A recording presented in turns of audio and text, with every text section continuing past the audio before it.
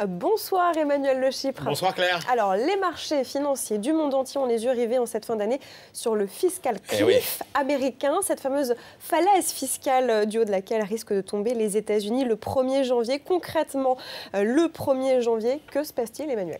Alors, pour comprendre, il faut revenir à ce qui s'est passé au moment où a éclaté la crise, au moment de la crise des subprimes 2006-2007. George Bush est alors président des États-Unis et pour atténuer le choc de la crise, il décide d'octroyer aux ménages américains des baisses d'impôts pour soulager un petit peu leur pouvoir d'achat.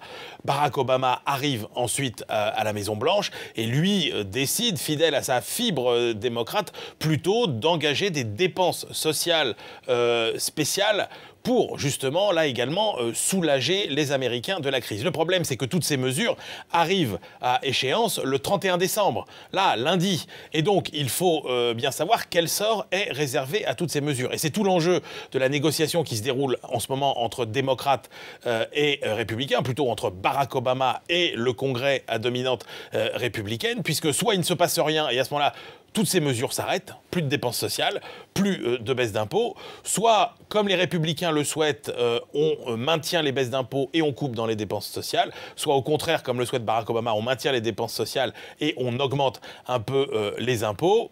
Le plus probable, c'est qu'on va sans doute arriver à un mix des deux, tout ça à la dernière seconde, de la dernière minute, de la dernière heure, du dernier jour de négociation qui pourrait se prolonger un petit peu au-delà du 31. Et Emmanuel, si personne ne se met d'accord? Alors, si personne ne se met d'accord, c'est simple, hein, les sommes en jeu, c'est à peu près 560 milliards d'euros. 560 milliards d'euros, hop, comme ça, prélevés sur les Américains, ça fait 4% de la richesse nationale. C'est évidemment la rechute immédiate dans la récession pour les États-Unis.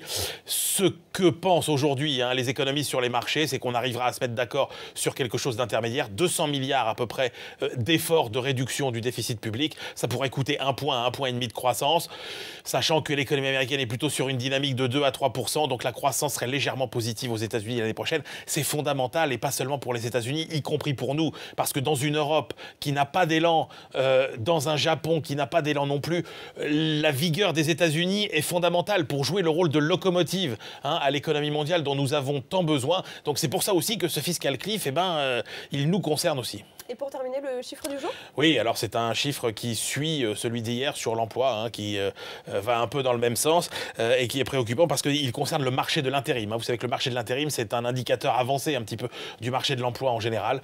Et il a baissé ce marché de 17% en novembre. Et donc ça n'est pas bon signe, évidemment, pour les embauches dans les mois à venir.